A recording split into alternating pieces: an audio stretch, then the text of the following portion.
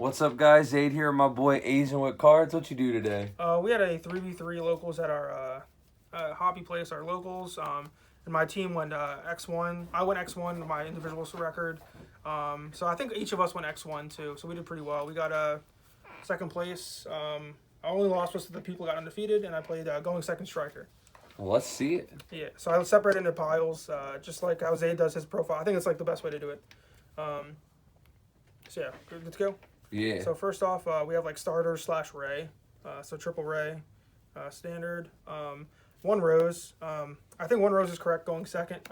Because like if you summon it into Tri Brigade and they revolt you, then that's like, you just end your turn. That's why Ray's good, because you can like tag out and go into your stuff. So yeah, so that's why I just play one. Good angle, pretty well. Okay. Yeah, my tripod was just being weird for a sec. And then for more starters, another Ray, another Ray. This card's Ray, but Pot of Greed.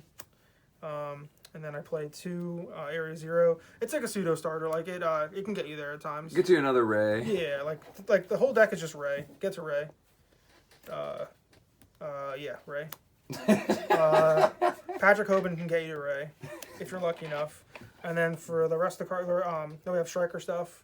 2 Shark Cannon, 2 Burner. I would play a third Burner. I sided a third Burner. Yeah, because my teammates needed a Feather Duster, and we only had one among our team. So I was just like, yeah, I'll give you my Duster, and then he gave me a third Afterburner. So that was our interaction there. I don't like Shark Cannon going second because it doesn't really help you break boards. It's good to like search like turn 3 to like summon a tuner to make access code.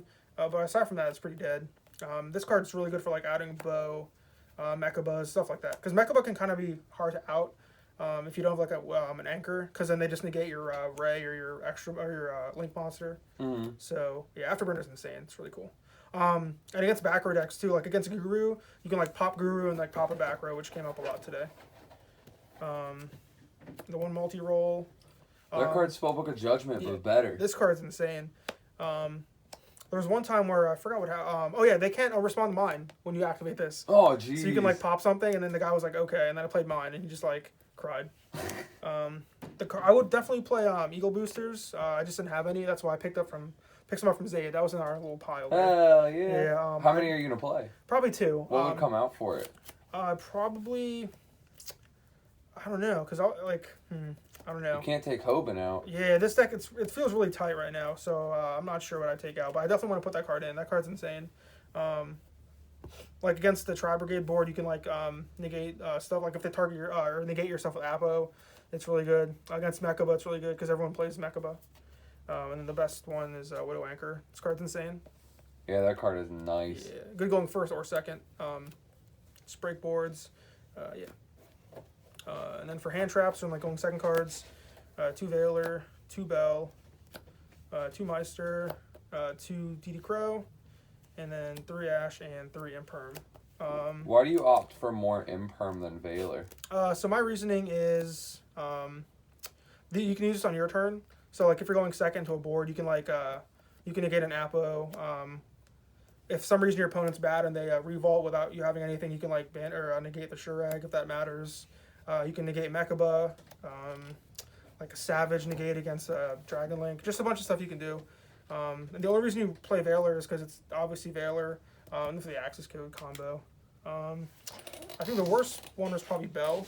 Because a lot of, like in testing, if you play against Tri Brigade, they usually have Appaloosa plus the Revolt. So this is kind of dead because they're obviously going to negate it with Apo. Yeah, you have to have enough hand traps to like stop them from getting to the out.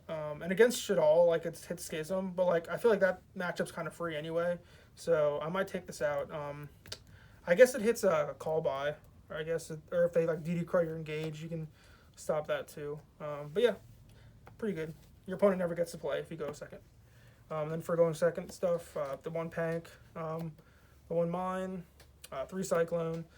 This definitely should have been to our what's it called, MST for your Area 0. Because against Eldritch, you have a good Eldritch matchup because you play stuff like Shark Cannon, so you don't really care about like hitting their stuff. But yeah, baits out Revolt. Did it come up a couple times where you were upset it wasn't MST? No, because I didn't really play against Eldritch. I played against like Guru and stuff like that, which like if it was MST, it would have been the exact same thing. So was there any time where you opened like that and Area 0 and were upset though that you couldn't use Cosmic on the area? It came up once, but what I ended up doing is I set this and Area 0 target this, and I think I got like a Ray, so it didn't really matter. We take those. Yeah, we take those. Yeah, so that's that. And then lastly, I tried to this you can probably cut this for what's that card? Eagle Booster. I just wanted to play this just because I don't know. This card's cool. It's a blowout. Did it resolve? Yeah, I resolved against Tyler. He was playing Tri Brigade, and he left one card face down, and I was like, I wonder what that could be. And then I activated Engage, and it was Order. So I was like, it's pretty good. It doesn't out Order, so. Yeah, damn. Like he banished his Apo and his Revolt. I was like, I wonder what that face down is. That's so important. And it was Order. So yeah. Did you win that game or did he? No, I lost. Oh. Yeah, he had like no cards in hand, but like all my cards are spells. So yeah. And then for the extra deck, Turbo Kagari, Triple Shizuku. Who's that signed by? Manav Dewar. I don't know who that is. He won the 200th YCS with Striker. Is that signed on the card? Yeah. On the alt? Yeah, I'm stupid. Yeah. You damaged that bad boy. Yeah. I got it signed and it was like $30. Now it's like $200. Look at this monster. Yeah. He signed one of my commons or my supers, and then Dave was like, "You're a pussy," and I was like, "Nah, I ain't." And then I got him to sign this. Dave's a monster. Yeah. Fuck you, Dave, if you're watching this. So one of the weird things is playing. I see people only playing 2 Hayate. That's what I play when I play. Because when you go second, you just need the one to dump Engage, and like other than that, it's kind of dead. Unless they negate one of them. Yeah, which doesn't really come up. But you can definitely like play something else. I think I played a Hida in its spot. Yeah, Hida's pretty cool. That's why I said like Prosperity might be good in this deck because you have a lot of like extra flex spots. Like you can even banish Kaina too if like you're feeling lucky. And like against like certain control matchups, a lot of these can become like flex spots. Like you don't need Ngirsu against like backrow decks because you don't want to make a big link and then have this be like destroyed. That's just like a Dragoon out, right? Yeah. So against like backrow decks, you wouldn't make that. Zeke, you don't really use against backrow decks because you don't want to like banish a monster. So yeah, you have a bunch of cards you can like take out for Prosperity. When I was playing the deck, your extra deck is actually identical to mine, aside from the one. Yeah.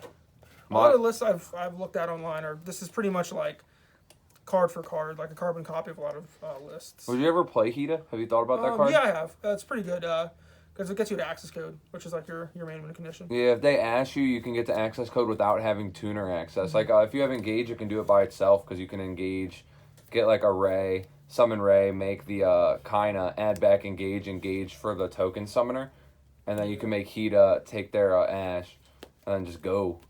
Yeah, so unfortunately, like Yu-Gi-Oh's in a weird time right now where like there's a lot of good rogue decks, but like every rogue deck needs access code, which kind of sucks. But if you have one, you get to play every rogue deck. Yeah, like I've had mine since like they were like $40 when I got mine. So aren't they like 150 now? Yeah, and it's weird because when like people think that they're gonna be Megaton, but they just keep going up. So for side deck, the third Afterburner, there should be a Duster, but yeah, we're poor, we don't have Duster. What's this card? Jamming Waves. This card didn't really come up that much. It's like you could be doing MST. Honestly, that's better. Like the only upside to this is it's searchable. But yeah, so it's okay. The second and third mine. Like if I cannot play Striker without mine. Like this is like the crutch. Like if you're bad with Striker like me, just having this to fall back on is really cool. Like damn, things aren't going my way. Yeah. Guess they're not gonna go yours either. Yeah, like it's so good, especially game one. Well, I guess it doesn't make sense because this is a side card. But like game one with your when you main deck mine, like they usually don't have an out.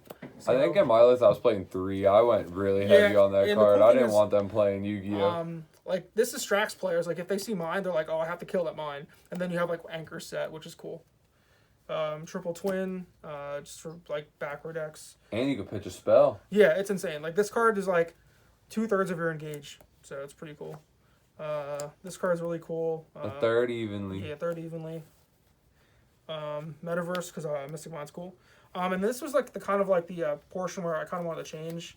So I wanted these going first cards all to be like chainable. Of course, it's not chainable. Do you ever opt to go first, or is it because you're assuming if you win game 1, they'll force you to go first game 2? I forgot who I played. I played against Unchained, and he made me go first. I kind of knew he made me go first.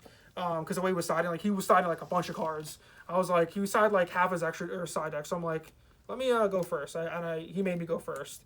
This card's a blowout against that, but usually they side on their back removal. So this is really good against that because you can just chain it, But I kind of want to play Scythe, so I could probably like.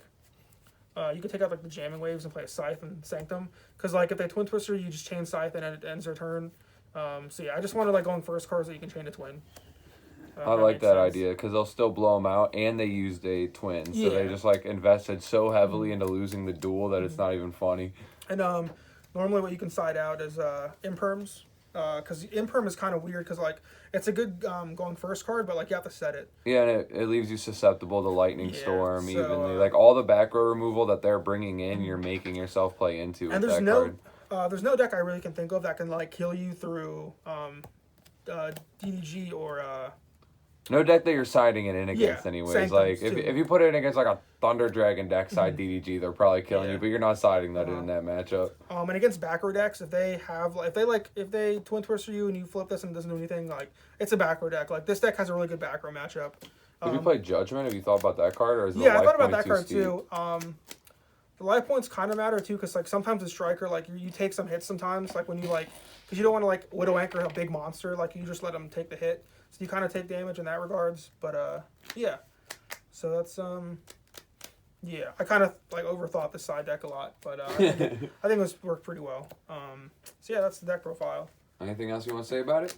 I would never play this deck again. I hate this deck with a passion. Really? Yeah, I just I don't know. It's a weird deck. Like whenever you play it, people are always like in a bad mood. Like that's the thing. I'm like, dude, I'm playing a deck that's like tier 5, and you're playing like Dragon Link.